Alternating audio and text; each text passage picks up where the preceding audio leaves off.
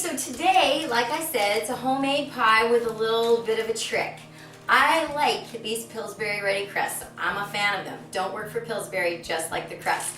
So I'm going to show you how to make your pie using this. If you tune into another one of my how-to videos, pretty much the how to make a blackberry pie, I'm going to show you how to make a pie crust from scratch. So you just take it out of the bag and you unroll it.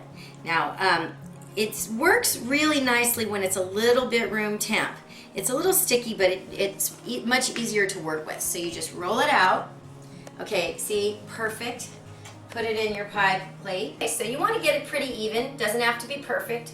Nothing in baking really has to be perfect. The pie dough is really forgiving.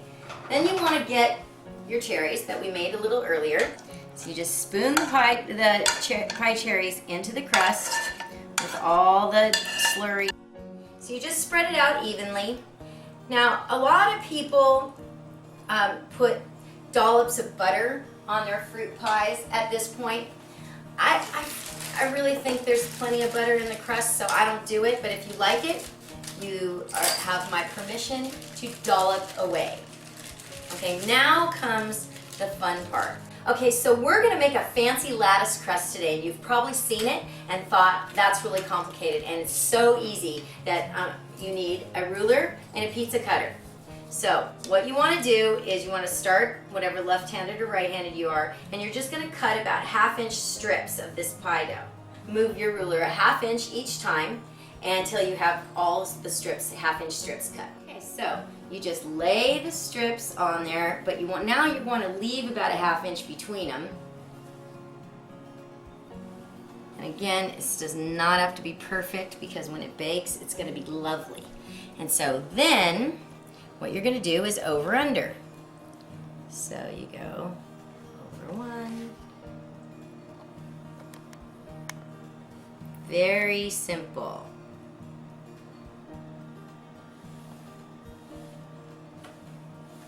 So now it's going into the oven for about 40 minutes. And what we're going to watch for is to make sure that it doesn't get too brown around the edges. If it does, you can cut a ring of aluminum foil and just pop it on the top so it'll protect those edges from burning. And when we come back to look at it, it should be all bubbly and brown.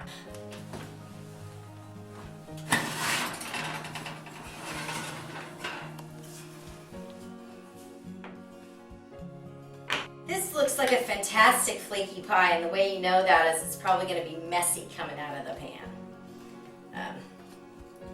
You want it to be really not, that looks so good.